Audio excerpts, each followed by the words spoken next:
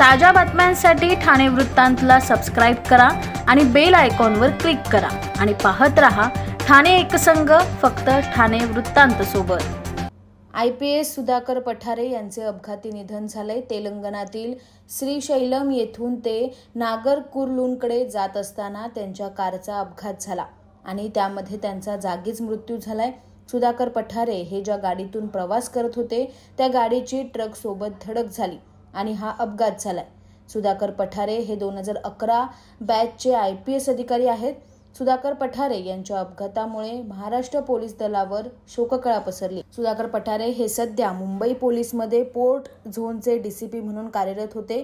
सुधाकर पठारे हे ट्रेनिंगसाठी हैदराबादमध्ये गेले असता त्या ठिकाणी त्यांच्या एका नातेवाईकांसह ज्योतिर्लिंगाच्या दर्शनासाठी जात असता हा अपघात झालाय।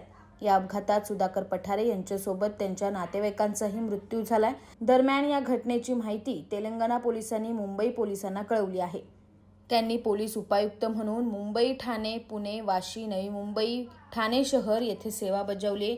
ACP डॉक्टर सुधाकर पठारे यांनी पोलीस खात्यात सेवा बजावताना संघटित गुन्हेगारी, तडीपारी, MPDA अशा प्रतिबंधात्मक कारवाईचा धडाका लावला होता। कायदा व सुव्यवस्था अबाधित राखण्याबरोबरच त्यांनी पोलीस दलात अनेक विविध उपक्रम राबवले आहेत। सुधाकर पठारे यांच्या निधनामुळे महाराष्ट्र पोलीस दलावर शोककळा पसरली आहे।